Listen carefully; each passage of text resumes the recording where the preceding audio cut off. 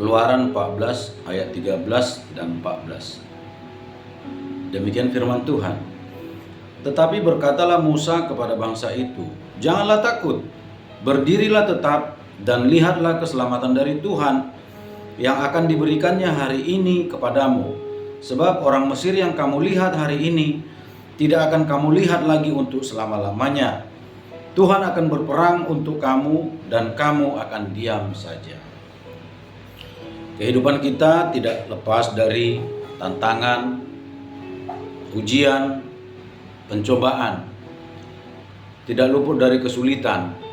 Apakah itu kesulitan ekonomi? Apakah itu permasalahan dalam keluarga, dalam rumah tangga, dalam pekerjaan? Persoalan itu ada di mana-mana. Jadi memang namanya hidup di dunia ini, permasalahan itu pasti ada. Permasalahan itu pasti ada. Sehingga firman Tuhan berkata, kesusahan hari ini biarlah hari ini, kesusahan besok biarlah besok. Berarti Alkitab telah mencatat bahwa kesusahan itu ada. Kesusahan itu ada. Karena dunia telah jatuh dalam dosa. Ketika dunia jatuh dalam dosa, maka ada konsekuensi. Ketika Adam berdosa, ada kutuk. Ada kutuk yang melekat. Adam susah payah mencari nafkah. Hawa susah payah untuk melahirkan. Bahkan tanah pun terkutuk. Menjadi mengeluarkan onak dan duri, sehingga manusia itu dengan bersusah payah untuk mencari nafkah. Namun demikian, kehidupan tetap berjalan. Umat manusia itu akan selalu bertambah. Kelahiran itu berlangsung terus-menerus. Ada kematian, ada kelahiran, tetapi itu berlanjut terus.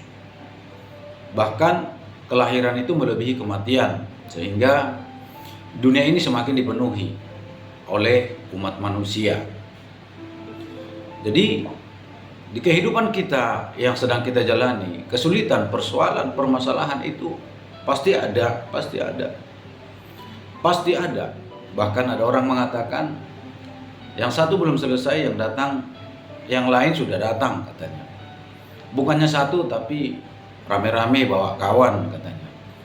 Masalah itu berdatangan, bukan hanya silih berganti, tetapi 1, 2, 3, 4 itu boleh datang. Tetapi menurut bacaan firman Tuhan kita hari ini bisa terjadi pada kita juga, sekalipun konteksnya ini adalah tentang bangsa Israel yang dikejar-kejar oleh orang Mesir. Ketika orang Israel itu dibawa oleh Nabi Musa untuk keluar dari tanah Mesir, keluar dari tanah pembuangan, menuju tanah Kanaan, tanah perjanjian. Dan Musa mengatakan, tenang saja, Allah kita itu yang akan menyelamatkan. Jangan takut, berdiri tegap, lihat keselamatan dari Tuhan, jangan takut.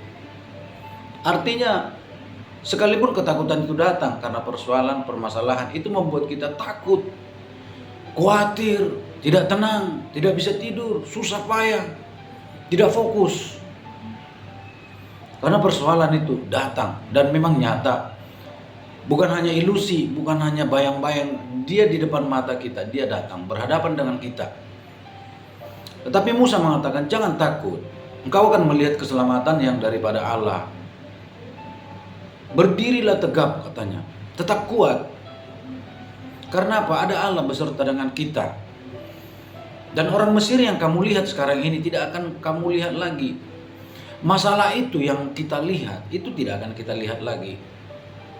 Itu diizinkan Tuhan supaya kita berseru, berteriak kepada Tuhan, supaya kita melihat pertolongannya. Sebab kita tidak akan melihat pertolongannya kalau tidak terjadi suatu persoalan. Kita tidak akan melihat mujizat kalau suatu persoalan tidak ada, kalau suatu masalah tidak ada. Kita tidak akan merasakan kelegaan kalau kita tidak merasakan kehausan. Kita tidak tahu bagaimana rasanya lapar, dipuaskan kalau kita tidak merasa lapar. Kita tidak tahu rasanya sembuh, dipulihkan kalau kita tidak merasa sakit. Ya. Jadi masalah itu boleh ada, tetapi ketika Tuhan beserta dengan kita, Tuhan mengatakan, ulangi, Musa mengatakan tentunya dengan dorongan Tuhan ya, sebab Musa itu hamba Tuhan.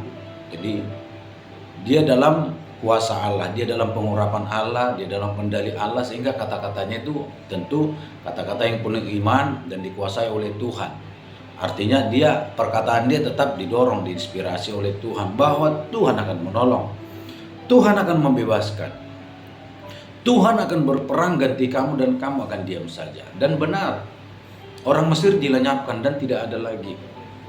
Mereka ditelan oleh laut Teberau. Mereka dilenyapkan, mereka tenggelam dengan seluruh kereta perangnya. Itu tenggelam, tidak terlihat lagi.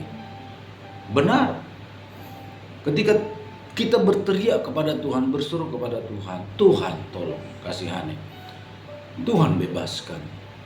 Kita lari kepada Tuhan. Kalau ada masalah kita lari kepada Tuhan. Jangan justru ada masalah kita lari dari Tuhan. Kalau ada masalah kita lari kepada Tuhan. Sebenarnya tidak ada masalah pun kita harus tetap ada di dalam Tuhan, sehingga tidak ada lagi istilah lari kepada Tuhan. Mau ada masalah tidak ada masalah, kita tetap ada di dalam Tuhan, sehingga kita tidak perlu lagi lari kepada Tuhan ketika ada masalah. Ketika kita ada di dalam Tuhan, maka masalah itu akan melihat, oh Tuhan beserta dengan kita. Disitulah rasa damai, rasa tenang boleh kita rasakan, sebab kita tahu Allah beserta dengan kita. Kita cukup percaya Tuhan akan menyelesaikannya bagiku. Tuhan akan menyelesaikannya bagiku. Pertolongan Tuhan itu telah terbukti nyata, telah teruji. Dia telah menanggung kita hari demi hari. Banyak kali kita ditimpa oleh persoalan permasalahan, malapetaka bencana mengancam kita, tetapi kita melihat pertolongan Tuhan. Kita melihat pembebasan, pemulihan, kesembuhan dari Tuhan. Tuhan akan berperang ganti kamu. Syaratnya apa? Tetap percaya. Tetap percaya.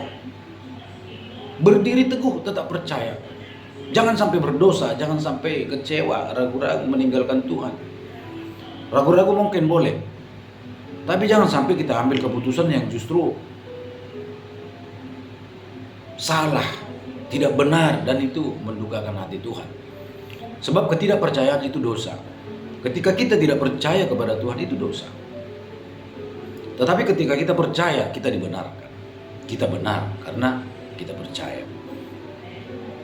Jadi hati-hati. Jangan sampai kita menjadi orang-orang yang tidak percaya lagi kepada Tuhan. Terlalu banyak masalah, nggak siap-siap.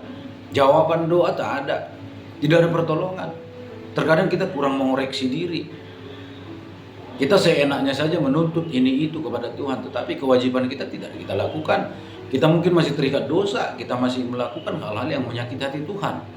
Sehingga Tuhan mengatakan dalam Yesaya 59, bukan kurang tajam pendengaran Tuhan, bukan kurang panjang tangannya menolong kita, tetapi yang menjadi pemisah antara kita dengan Allah kita adalah dosa kita, pelanggaran kita. Tapi kita seringkali berseru berteriak kepada Tuhan. Kita mendengar Tuhan itu penolong, kita tahu Dia sangat baik, Dia mohon maha pengampun. Tapi bagian kita tidak lakukan, merendahkan hati di hadapan Tuhan, merendahkan diri, mengakui dosa kita, bertobat. Maka Tuhan akan memulihkan kita. Tuhan akan menolong kita. Tetap ada di posisi Tuhan, tetap ada di pihak Tuhan. Firman Tuhan berkata, ketika kita di pihak Allah, siapa yang menjadi lawan kita? Persoalan permasalahan itu hanya temporer. Itu ada masa expirednya, ada masa berakhirnya. Bersama dengan Tuhan itu permasalahan membuat kita semakin kuat dalam Tuhan, membuat iman kita semakin teguh, membuat kita semakin percaya kepada Dia dan semakin mengasihi Dia, sehingga untuk tantangan ke depan kita semakin kuat.